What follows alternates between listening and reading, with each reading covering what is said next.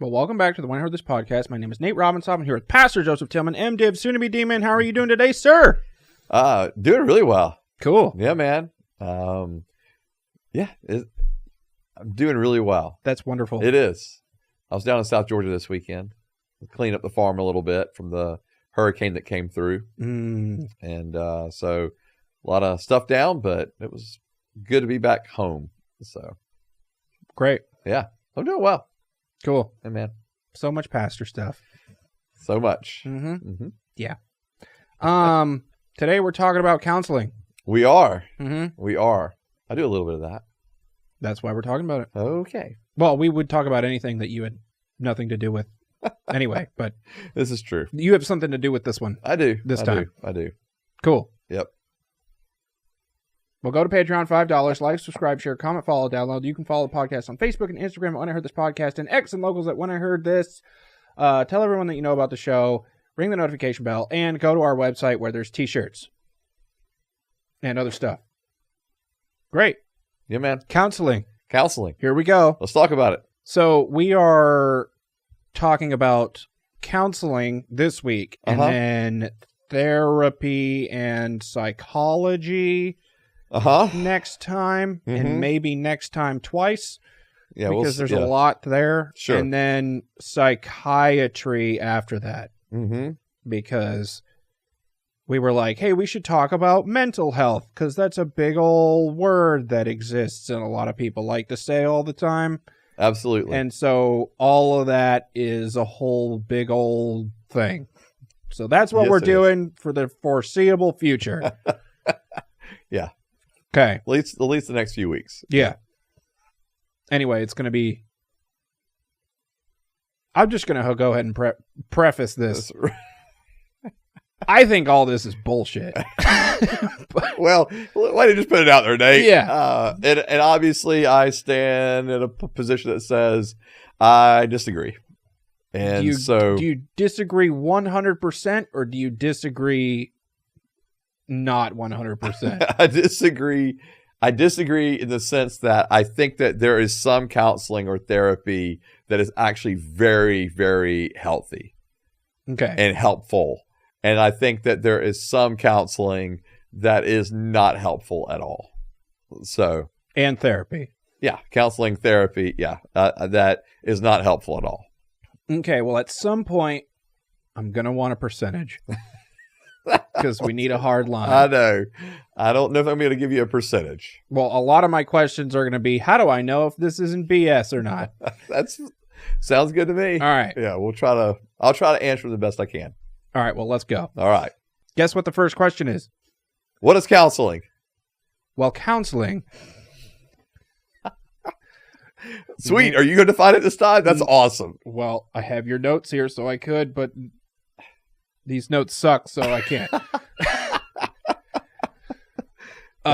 What is counseling? So counseling is defined by Webster as the professional guidance that uses psychological methods to help an individual. Okay. And this can happen in one-on-one sessions, counseling sessions, or it can happen in like group counseling sessions. Okay. Yep. So that's counseling. And there's nothing more to say about that. That's the basic definition. Any other dictionaries you want to throw out there with stuff that says stuff about this? Feel pretty good about it. All right. Okay, question number 2 then. What types... Sorry. This is going to take a long time. What types of things does counseling address? Yeah, so... Like, how does counseling do anything for anybody, ever? Okay. All right, so when you asked the first question, what is counseling? That's why I wanted to give you just kind of the generic, one-sentence answer. So, because you take that and you start getting into the different types of things that counseling actually does address. So, you have things like family counseling, couples or marriage counseling, grief counseling, addiction counseling, mental health counseling, career counseling. So there's a lot of specific areas that people go to counseling for. So those are the things that it addresses. And it's usually dealing with a specific issue and it usually takes like a short period of time or a determined length of time. So it's usually not like this long ongoing counseling issue. Yeah. So this is like I have a problem. Yeah, correct. Like I have a specific issue that I need to deal with. And I don't know how to deal with it. Yeah, at least not effectively by myself. Yeah. Okay. And you know better than I do. I'm not saying that I necessarily know better per se. I think when you talk about counselors, obviously counselors have some level or some degree of training. And so, yes, clients are going to see them for their expertise or for the wisdom that they have through their training or the knowledge they have through their training. And then, basically the client is sharing with the counselor, and then the counselor is giving them advice on how to proceed forward or take positive steps forward with that specific issue that they have. Okay. And it absolutely can help people. So it can help people deal with specific things that are going on in their lives. And again, most often the counselor will hear someone and kind of rephrase it for them, make sure they're understanding it right. And it also helps the person hopefully gain some clarity on what really is going on. And then the counselor, again, provides kind of practical advice or wisdom on these next positive steps that the individual can take to move forward toward either resolving that specific issue or taking steps toward healing within that issue, especially if you're dealing with things like grief. There's not like it's not like this magic, wand you can, wave that makes grief go away. It's just you're helping the person process the grief. What is the difference between counseling and therapy? Yeah. So a lot of people will use these words, interchangeably. Yeah. And understandably so, because there's a lot of overlap when you talk about counseling and therapy. And some professionals actually will speak about counseling and therapy as synonymous terms. And so I think that the real big distinction for some people is that they will say that counseling, again, is more for like a specific issue. And it's usually giving wisdom, practical advice on how to take positive steps forward. Whereas in therapy may be dealing with more your past experiences, your trauma, dealing with family structures and dynamics that maybe the client grew up with, and can deal with, to be honest, more intense or more difficult mental health issues. Okay. And so I think that's probably how most people would describe the differences between counseling and therapy. But again, once if you're talking about the distinction between a licensed counselor or a licensed therapist, some people will kind of push back a little bit. So there's actually not a whole lot of difference between the two. Okay. So how does a person become a licensed counselor? Okay. So licensing really differs from state to state. Okay. So if you're licensed in one state, that does not mean that you can go practice counseling in another state. Why do they call it practice? Why do they call these things practice? Well, after going to school that long, you should be pretty good at it. But doctors are the same thing, right? Yeah. I mean, because they're practicing. I don't understand this. They're practicing medicine. They're practicing psychology. I don't want a doctor practicing on me. But they all are. Because they're giving it their best shot. Yeah. But, yeah. I don't like that. Yeah. Lawyers practice. My mental health is important. I agree. Yeah. Accountants practice. I mean, they've all got practices. Mm-hmm. So these professional people doing their practicing on the general public. On my body. On your body, on your mind. On my finances. Right. On all your legal stuff. Yeah. They're practicing. Mm-hmm. All right. Okay. So in Georgia, mm-hmm. when you talk about licensed counselors, so you have to have a master's degree or higher, okay, in counseling. Oh, Yeah. that's its own degree? Correct. Okay. Yeah. In counseling or some type of, applied, psychology field. Okay. All right. And then you have to take, in Georgia, you have to pass either the National Counselor exam or the National Clinical Mental Health Counseling exam. And so you have to pass one of those. And then what are those tests like? What are they like? I've never taken them. Like, how are you feeling today? No, they are intense. Oh. So they're dealing. No, so it's not like the open-ended questions of like, how are you feeling today? No, it's dealing. Wrong. Right. No, it's dealing with like the psychology, the cognitive behavior, therapy styles, all that kind of stuff. All right. So it's really delving into it. So, and then you have to have supervised experience where, so for example, you just can't pass the exam and be like, I'm a licensed counselor. You have to usually join in with another counseling practice, and then you have to build up your hours. So you sit there with someone and ask them how they feel, and then when you get done, someone else who's sitting there asks you how you feel. Sometimes it kind of go like that, but yeah, no. So what it means is that you're practicing up under someone else who is a licensed counselor. And so they are actually giving guidance and helping you along this journey. It's a place where you can ask questions, where they can give feedback, all that kind of stuff. Yeah. And so then once you've completed your education, passed the national exam, and completed your supervision hours that you have to have, then you can apply for the license. Apply? Yes. Ugh. Yeah. So then you have to apply for the license. And, then you provide all your college transcripts and references and, application, all that stuff. And then you can become a licensed counselor in the state of Georgia. And it's probably kind of similar stuff everywhere else in the States. Yes. Okay. Yes. They may have different supervision hour structures. But yeah, it's pretty similar. Are there counselors that do counseling that don't get a license? Yes. Yes. Well, then why get a license?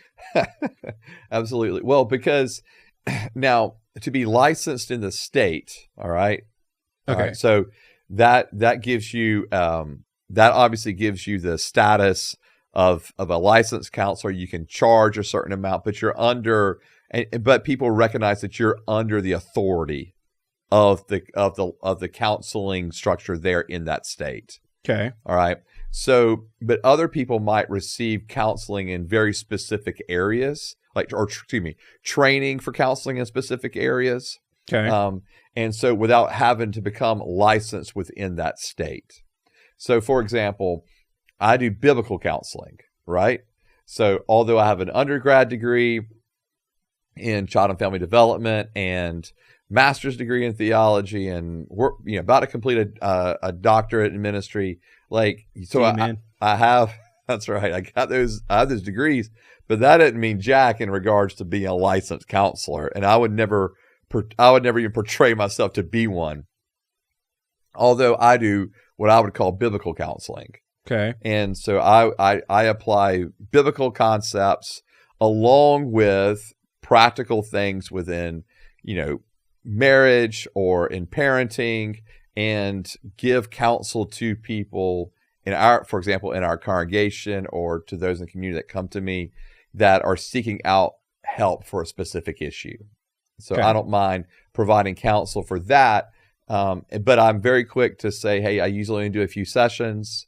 If it's going beyond that, then I recommend people to professional counselors that are licensed. So why are you allowed to do that? Well, because anyone, to be honest with you, can say, hey, I'm a counselor. And doesn't mean that they are. That's why you have to look into, all their training, their education. Are they licensed or are they not licensed? So you just woke up one morning and put counseling in your LinkedIn work experience. Right. Because actually, words like counselor are not protected by any governing authority. But therapist is? Even a therapist is not. Yeah. So you have to, like, if you, this is why all this is bullshit. well, it's because it does allow for people without training to practice as counselors or therapists. So I could be a therapist. Sure. Well, what am I doing here? Man, I don't know, dude. All right. Yeah. So you could just be like, hey, I'm gonna do therapy. Now I think you have to figure out what that looks like for you. Like, what would you be a therapist in? An office. You're going to be an office therapist. Yes. All right. What would you do as an office therapist? Listen. Very good. Very good. And provide words. Listen and provide some practical advice. And whenever they stop talking, I say something. Okay. Yes. Or you asking her a question to allow them to continue on in their talking. Right. Until you complete a full 45-minute session that you can then charge for. Yeah. Okay. Except my sessions are going to be an hour and a half, so I always make that much money. That's a long counseling session. $500 an hour. So you're going to walk away with $750. I'm going to make up some business cards. Okay, do it, man. Go for it. Because really, there's no legal precedent that says you can't say that you're that. It's kind of wild.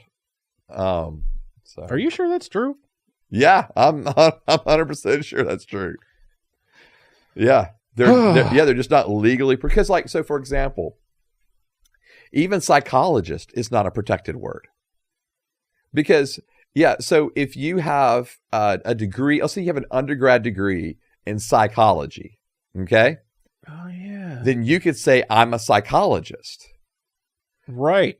Right? So, and that's not a legally protected word. So, for example, in my background with child and family development, I don't know why I knew that. Yeah. But that's been referenced somewhere to me before in life. And okay. I remember that. Yeah. So for example, for me with child and family development, it's basically a degree that takes psychology and sociology of families and structures and puts it together. And I could walk around and say, I'm a psychologist of families. Well, why don't you? And development and the development of the family. No, like that's because I'm not going to present that I'm an expert on something that I'm not. So the whole thing is about the state approving you and not. Yeah. And not whatever you went through. Right. Because, like, if I have an undergrad degree, right, in psychology or sociology, and say, oh, look at me, I'm a psychologist, right? No, like, I mean, you could say that, right? I mean, you actually could say that. And there's no one stopping you from getting paid to be a psychologist. Correct. Yeah. That's so. Yeah. That's why I think you've got to know, like, when you go seek out a counselor or a therapist, you've got to really know, like, what their degrees are actually in and are they licensed or not. See, that's too much work when I'm already messed up and looking for a psychologist.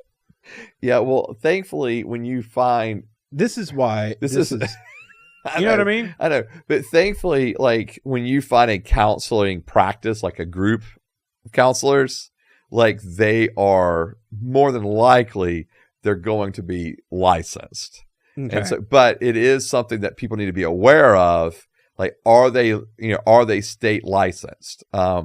There's a group in our area, and they're very upfront with the fact they're biblical counselors. They have a pretty good sized practice, but they are not licensed by the state because they're not portraying to be like expert psychologists, for example. They're saying we are biblical counselors, and that's fine, but it has its limitations. What a bunch of nonsense. It can be at times, yes. Okay, so when should people or Christians consider getting counseling? Okay. Like, how bad does it have to get before how bad does whatever have to get before I can feel like I have to need to go to someone who said they're a counselor? Yeah. I think, to be honest with you, I would hope that people aren't waiting until it gets really, really bad. Okay. Because I think that, so for example, if you've got a couple and they're trying to figure out they're at an impasse a little bit of how they want to parent a child or discipline a child. Okay. And they can't, they're like, it's actually causing conflict between the two of them, and they really can't figure it out. What I would recommend to them is to go see a counselor, go see a family counselor, and to be able to allow a third party individual to help them negotiate that out and come to a place of agreement. And so I would really hope people aren't waiting until it gets really bad. Like if you're a couple and communications become an issue and you just cannot get on the same page, go talk to a counselor. It may take 1 session, 2 sessions, and the next thing you know, you've gotten tools to be able to communicate better.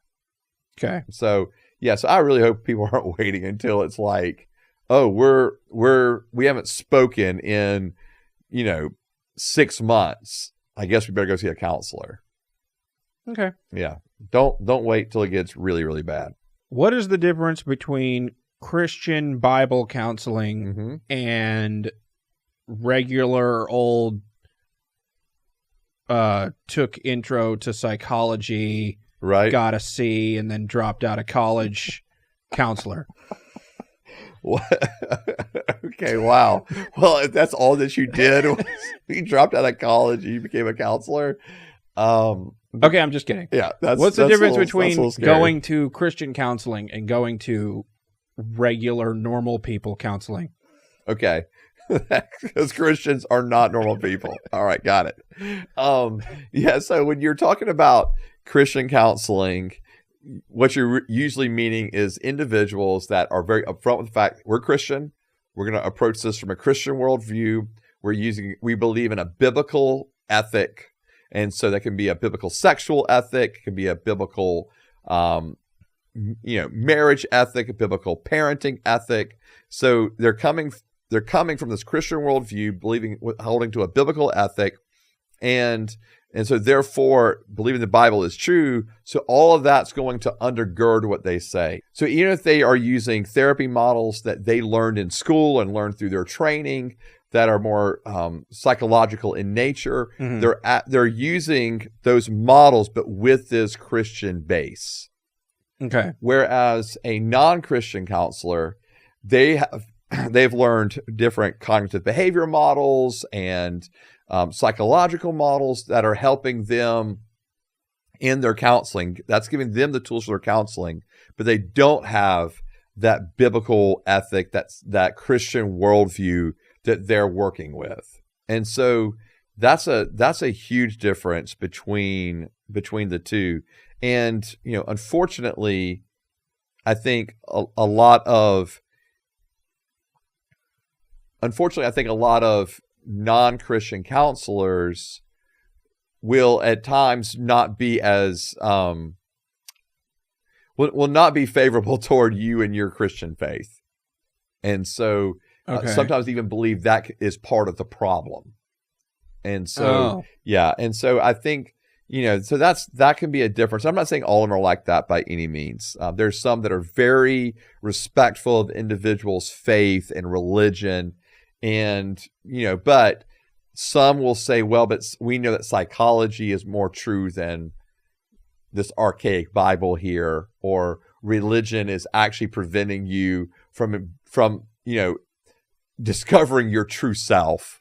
And so therefore they will take jabs at an individual's faith or religion. So is there stuff that as a Christian counselor, they wouldn't have you to talk about? They wouldn't have me talk. No, I mean like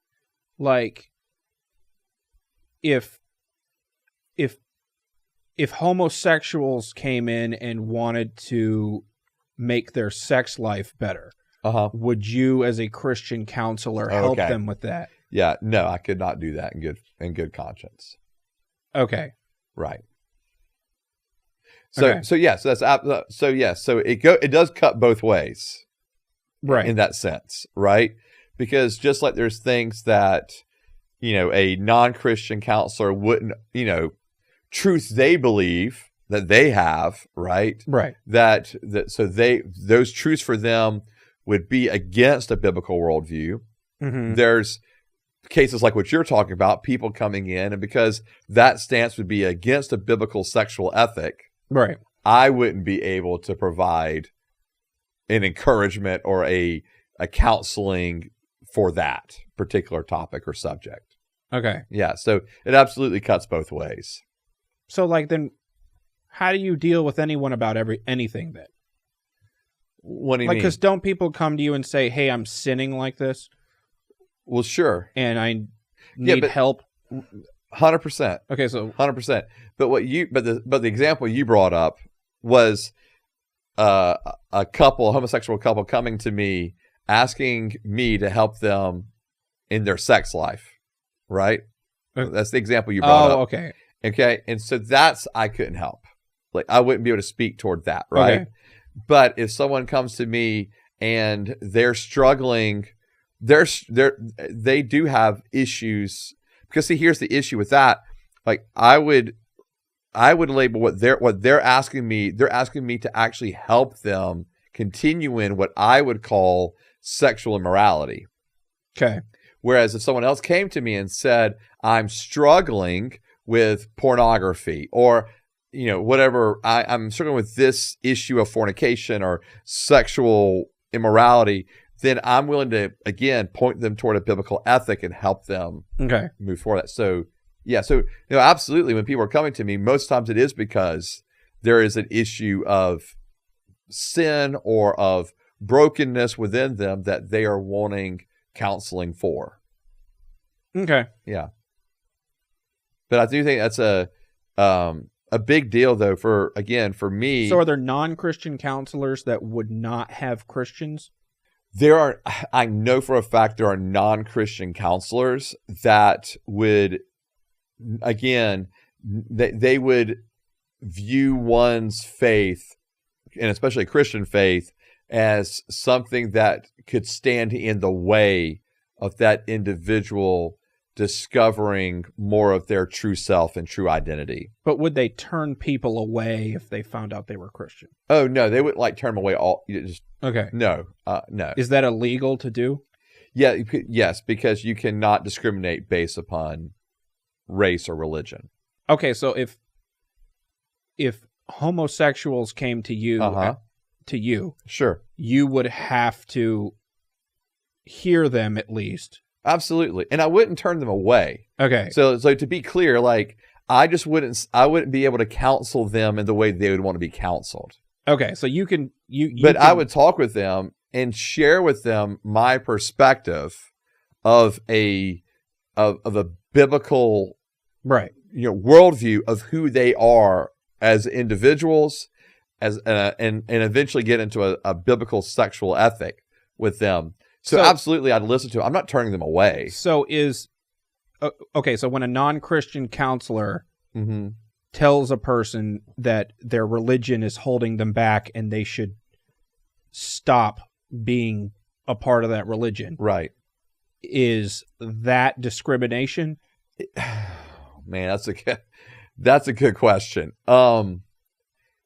They're not discriminating against the religion in the sense of because they're willing to counsel them. However, they are.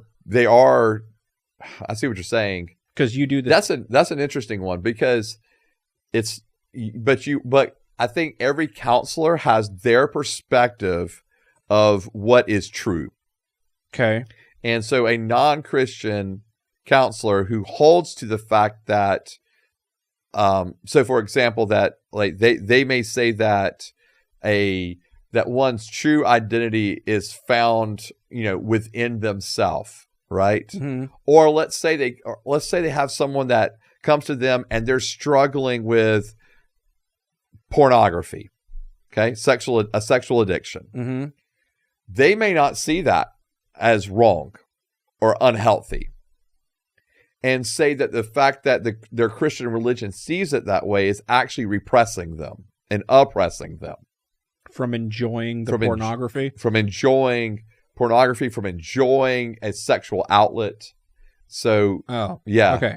And so that's where I'm saying that the idea of, you're just going to end up with clashing worldviews, right? Because if I, as a Christian counselor, believe that identity is found in who we are in the image of God, and who God created and called us to be, but maybe a secular viewpoint would be, no, your identity is actually in you. You have to discover your true self. Then we're coming at it from two really different perspectives. So when you sit down with gays and tell them to stop being gay, or whatever, okay, it's not all right. No, but I don't want to. Comes across as way too. That's not what I would say, I guess. Okay, I'm not going to sit there and say or stop tell them being gay. That what they're doing is wrong. Sure, is that considered discrimination?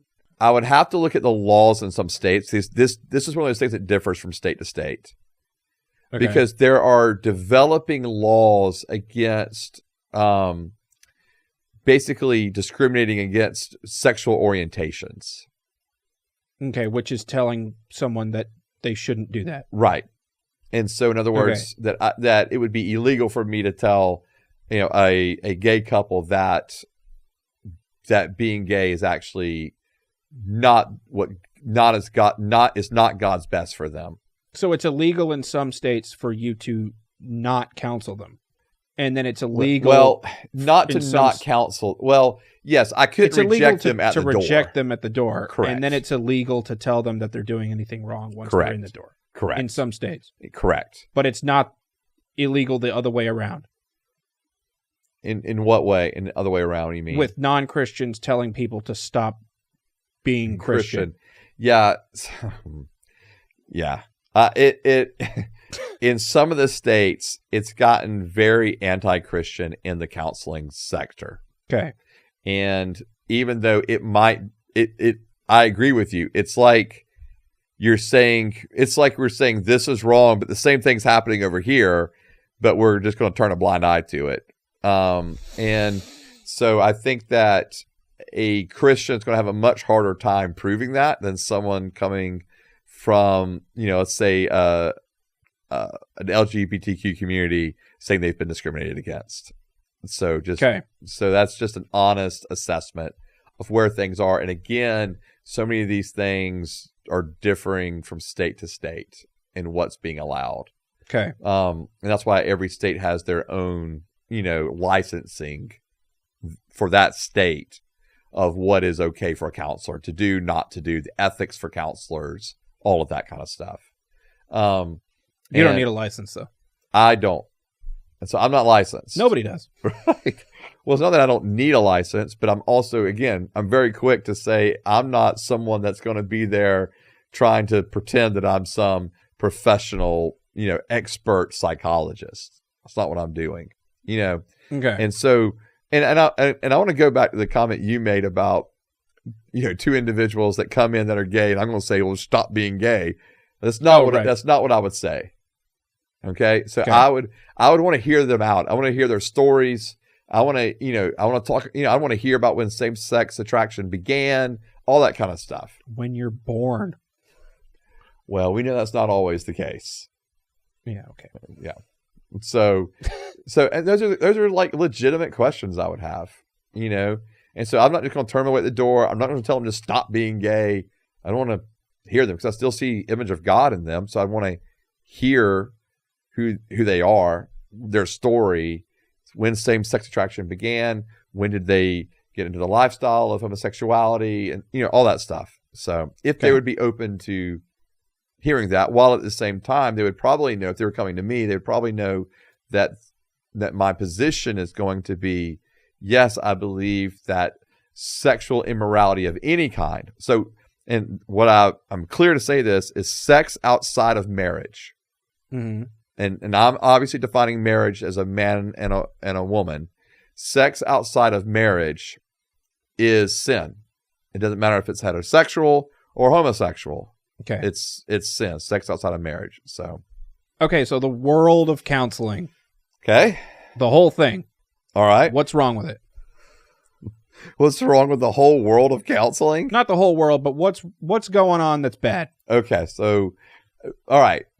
In counseling as a whole, I think that one of the things that has been most damaging in the world of counseling over the last I'll say 20 plus years, is the victimhood of the client.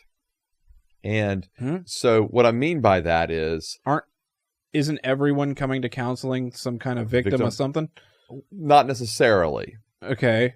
And even if they are, and even if it's like legit, right? They've been abused. Obviously they were a victim of abuse. No one's minimalizing that.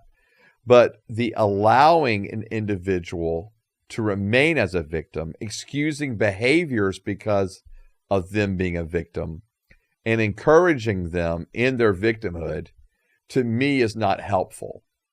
So in other words, yes, individuals may have actions and behaviors that derive out of being a victim, but we need to be able to look at those things and go, are those behaviors and those actions actually healthy for them and others?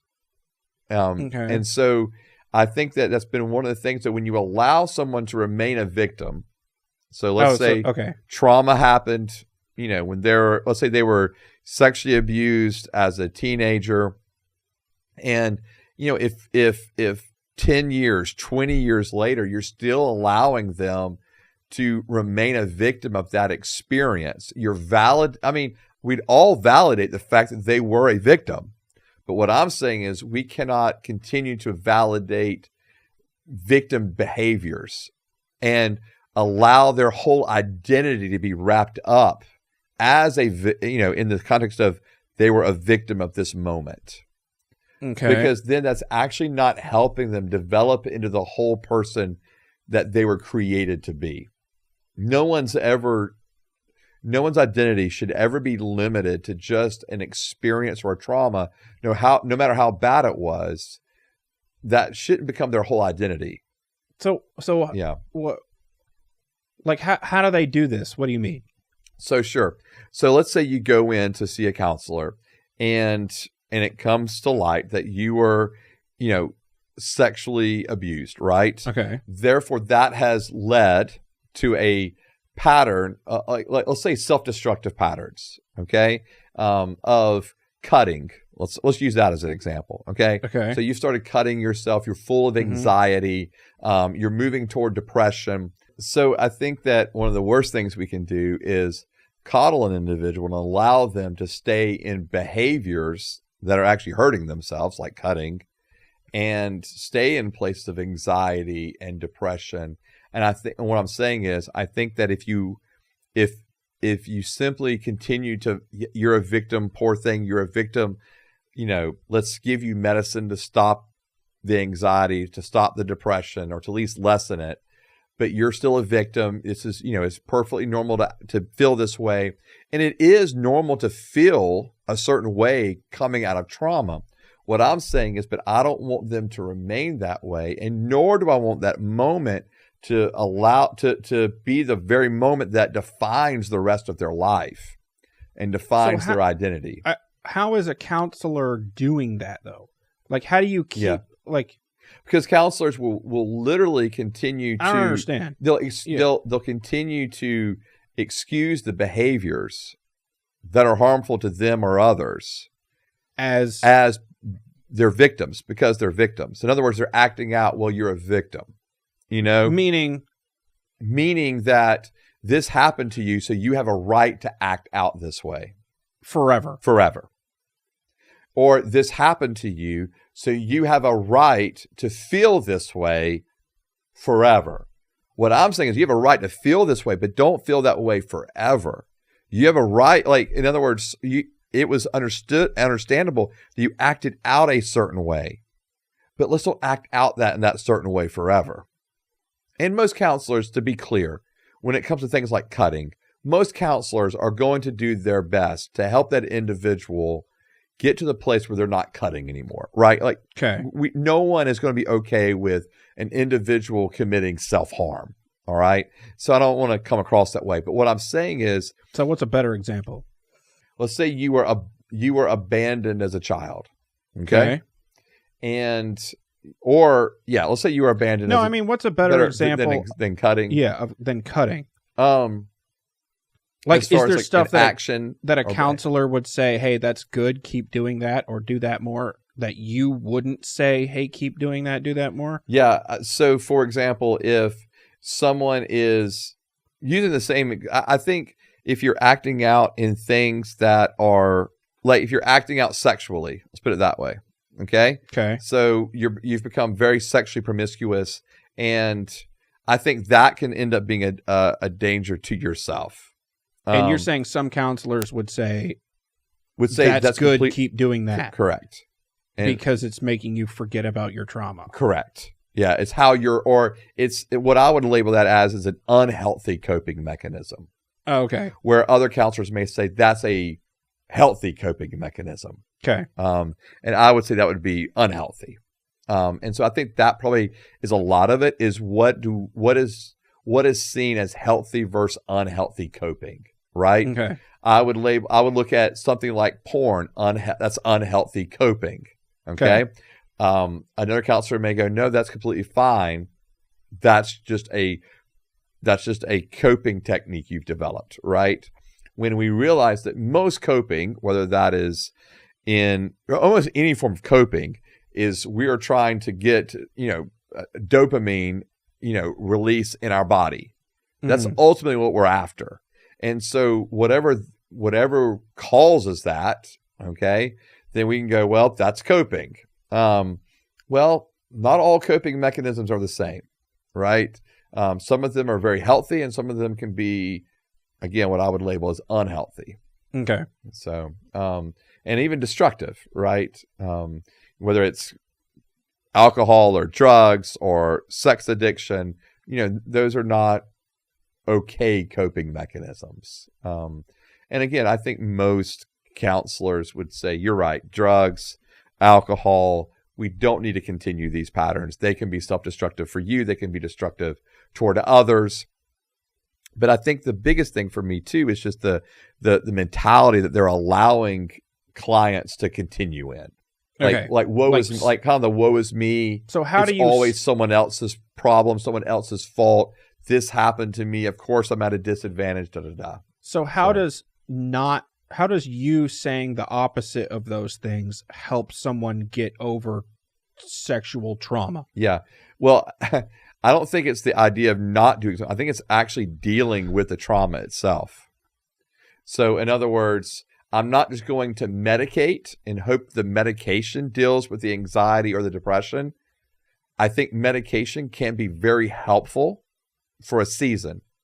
And sometimes if there's a genuine chemical imbalance, it may be necessary for the rest of an individual's life.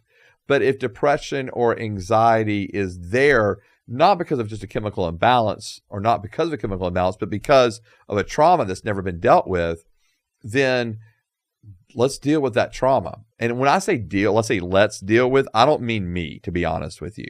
So I don't mean I can help you with that trauma. I mean a licensed professional Christian counselor and often a trauma therapist can help you with that issue. Okay. Yeah. And so what do they do? So they will actually help that individual walk back through the pain of that trauma. Okay. So it actually can be that sounds horrible. Yeah. For the initial moment of it, it actually can cause the client to actually feel and be worse for the initial, as they're walking through the initial trauma therapy. Mm-hmm. They can actually dip because they're having to relive it. Because often it's there. We don't want to relive it. But unfortunately, I've always got this fight or flight thing in me because of what happened here in the past. Mm-hmm. So I'm living on this edge. And so what you're helping someone do is walk back through that, walk through the emotions of it. And what a trauma therapist is going to do is allow you to verbalize what's the feeling of the moment, allowing the feeling to happen. What do you really think about it? And I think some of it is taking ownership of it again. And yeah, I felt this way. I was pissed off or I was devastated or I was mad because I felt like I wasn't protected by my parents or someone I trusted abused me. And so that anger can come up all over again. or that sadness, that brokenness, but a lot of times it was just never fully addressed. You were never able to walk through the process of grief and hurt and loss with someone. And so as you're walking through it, yes, you might dip initially, but eventually you start saying, oh, those emotions that I had back then were actually okay, but I don't have to continue on in them today or tomorrow or for the future. I can actually move to a place where I am experiencing healing, that my identity is not a victim. In the Christian world, we would help an individual reclaim an identity as a daughter or a son of God, and all that entails, that they're loved, that they're cherished, that that God delights in them, desires them, rejoices over them, and that God loves them so, God's love and all that stuff that's there, that they would discover that's their identity because of who God says they are and who they are made in the image of God, not simply their identity, or is not simply just what happened to them X amount of years ago. A lot of people have just never talked about it or allowed themselves to feel all the feelings of it, and the counselor helps them do that. And have someone help them process all of that in a healthy manner. I think that's the biggest part of it. Right. You can have people that experience all those feelings and emotions and may still be experiencing those same feelings, those same emotions 10 years later, 20 years later, 30 years later, and they never had someone to help them process that. Mm-hmm. Because it really is, it's not just the emotional part, it's the mental disconnect we can almost create with it, and so to help them mentally, to help them emotionally, to help them form healthy coping mechanisms. And again, my heart for people would be that, that they would actually experience healing in that. Mm-hmm. And again, medicine is probably going to be needed initially to help them, because they're going to need the medicine to help them actually go through the difficult parts of it. Mm-hmm. And then over time, you wean off that medicine and not become so dependent upon it. Okay, well, that stuff doesn't sound like BS. Okay. But all the rest of it does. Well, then I've made progress today. If I've moved you from it's all BS to, okay, well, maybe there's some that's okay, not. well, there's going to be 4 weeks of this, and there's a lot more BS to get through. Well, I'm glad we've gone somewhere. Fine. So, yes, there we go. You're moving forward, Nate. I'm proud of you. Whatever. You're opening your mind, and I like it. Okay, so you've done counseling before. I have. Story time. Just like, what have I seen? What have I heard? Yeah. What's the craziest, or, without mentioning any names or whatever? Well, and I'm not going to be able to say specific examples. So the counseling that we typically do, mm-hmm. Or that I'll say I typically do, is marriage counseling, premarital counseling, counseling, post-marital counseling. Done that. Counseling for parents, and that could be in parenting. It could be through the loss of a child. It could be a miscarriage. So parenting, and then and then you get a lot of counseling for me that's, hey, I have lived this way, believed this way, and I no longer want to live this way because I see now in Scripture that maybe that way was not the right way. And so then it becomes much more of that biblical type counseling. Okay. Where it's just kind of walking them through. What's your favorite? What's my favorite kind of counseling? Yeah. Premarital counseling by far. Why? I love it. Well, part of it is I think because I get to do it with my wife. Okay. And so, we do all the sessions together for the most part. She may not make every single one of them just because of her own, but I love it. And even though it's the biggest time commitment I will have in any kind of counseling. So we do 10 sessions. So that can range from anywhere between, 7 different times of meeting together to 10. And so I love it. It was that. a lot. You're speaking from, I'm not going to bring it up, but yeah, you went through the premarital counseling. Yes. Yeah, you and your wife did with us. Yep. And so I think that for me, that I love premarital counseling. Okay. And we're almost always doing a premarital counseling session. Have you ever gotten done with premarital counseling and told people not to get married? Ooh, we've had 2 different occasions where we finished the counseling, or in the midst of the counseling said, I actually, at one point, there was one session I did. I actually asked an individual to leave one of the spouses to leave the room, or soon to be spouses to leave the room. And I asked the other one, "Are you sure you want to marry this person?" Because I wasn't sure that they were sure. And then we had another one that did happen, and it was a hot mess by the end. And so, we've had those times. Cool. Yeah. Or not cool. Yeah. And, and actually the one where, I asked them, "Are you sure you want to do this?" Man, their marriage is thriving. And so you're bad at your job. Well, no, I'm not going to say I'm bad at my job. I identified an issue, and then we had to end up doing marriage counseling with them after they got married. And so it wasn't that I was off. It was that there was something that was identified in the midst of it. And so then we ended up doing counseling with them. But to be clear, we have done a lot of counseling with individuals, like marriage counseling with individuals that we did premarital counseling for.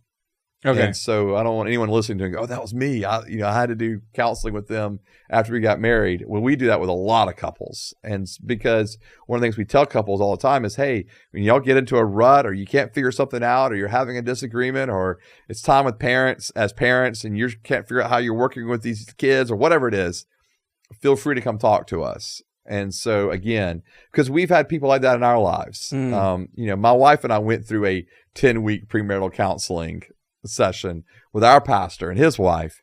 And when we have gone to them numerous times over our 20 plus years of being married to seek counsel from them again. And so I think that's one of the healthiest things in the world to do. But yeah, so it wasn't us. Because my marriage is perfect. Perfect. That's exactly the word I was going to use. And you're the counselor, so I believe you. No, so yeah, but as far as other things, like there's some things I cannot say, obviously, that I've done, that we've gotten into. Yeah, but that's, premarital counseling is by far my favorite. Love it. Okay, so if I came to you and I said, "Joseph, I'm going to a counselor." Okay? Okay. Would you be worried for me? And I didn't tell you who it was. That's right. I just said, "Joseph, I'm going to a counselor." Right. To deal with something.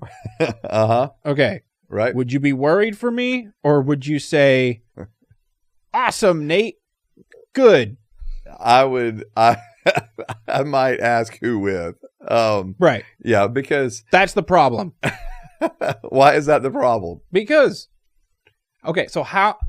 Okay. If that's what you would say, how am I supposed to recommend somebody get counseling? I got you. You know what I'm saying? I know. Like, how am I supposed to view this as a positive thing when your first question is, "Oh God, who are you going to see?" You know what I'm saying? Right. Like, as a whole, is this good? Is this a positive on society? Yeah. I think that there are parts where it is very positive, but I do think that I do think that there are, because there's a lot of really good counselors, right? But I think that some counseling, and this is mostly more toward like the therapy type side, starts kind of going off the rails some. Okay. Depending on who, that's when I go. Good segue to next week. Yeah. So we'll explore that more next week. But that's why I would ask, who are you seeing, right? Because if you're in my, like, if you live in my county or the county next to us, like I know a lot of the counselors in these counties. And so that's kind of like, because there's several counselors I would recommend for people to go see. Right. That I do recommend for people to go see. And so that's why for me, it really kind of depends. And obviously I'm going to be biased on this.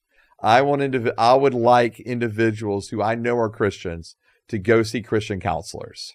Okay. Who are just as certified, who have just as much training, and will blend the psychology with the biblical worldview. Right. That's what I would, because I think that's the healthiest point of counseling for a Christian. Okay. So that's why I would ask that question. Because like I go to counseling myself every month. Okay. And it's just a place for me to go once a month as a pastor and just have a place where I can dump, where I can say, this is the stuff that's going on over the last month. This is how it's made me feel, and just have a place to say something, because I can't, I'm bound to confidentiality when people come and talk to me. This is why I asked the question, because if I said to you, hey, I'm going to the doctor, you wouldn't be like, oh God, who are you going to see? Right. Like, there's a pretty standard whatever when it comes to doctors.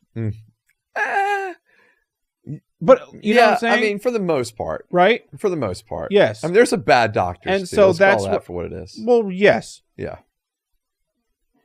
Yeah. Yes. But you wouldn't be like, oh no, who are you going to see? Right. Immediately. That wouldn't be your immediate thing. If I said, hey, I'm going to the doctor for 100%. For this. 100%. You know what I'm saying? Yeah, sure. And so that's why I asked the question. Yeah, and I think that goes back to what we were talking about earlier, like, because you have counselors or therapists that label themselves that are not trained well, right?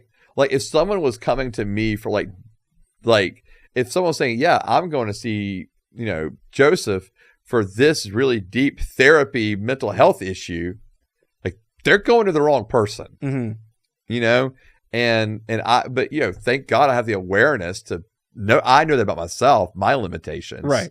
But I'm concerned that there are other counselors, other therapists that do not know that their limitations, and in fact, and this is getting into a whole other thing. We won't get into more deeply than what I'm about to say, but I do know there are Christians that will say you never need to go see a counselor.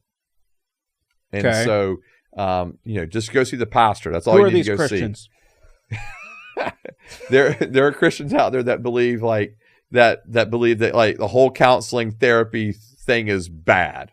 Well, I lean that direction. Right. You want to go hang out with those Christians. I mean, maybe not hang out with them because they're probably weird about other stuff, but I lean that direction. Right. And then there are others for this reason. Right. And there are others that believe that you just need to go see your pastor because the Bible has all the answers you need. Mm-hmm. You just need to hear enough verses or write verses and you'll be okay. And that's not good. So that's part of the why too. Is like not only what counselor or therapist are you seeing? All right, or is it a pastor in town? Like, are they open to you going to see somebody else? Even if I say, hey, I'm going to a new church, no one's like, oh God, what church are you going to? Right. Or if I'm going to the store, oh God, what store are you? You know what I'm saying? This is the only area. Yeah. Not the only one, but it's like one of the few areas where you would go, I need to make sure that he's not going to someone crazy. Well, you know what I'm saying? No, I agree with you. And because I think, and we'll get into this when we get into the psychology part. Yeah. So much of the psychology field has been what I would call hijacked. Yep. In a really unhealthy manner. Yep. More BS next week, folks. Absolutely. Anyway. Yeah. That's the end of that. That's fair. We have so much more to talk about. I know. It's going to take forever. What are we at? Yeah. Cool. Okay. Well, this has been the When I Heard This podcast. You can follow the podcast on Facebook and Instagram at When I Heard This podcast, and X and locals at When I Heard This. Go to Patreon, $5. Like, subscribe, share, comment, follow, download. You can follow me on Facebook and Instagram at Nate Robinsoff. You can follow Joseph on Instagram at Rev Joe T. This has been the When I Heard This podcast, and we'll see you guys next time. Bye.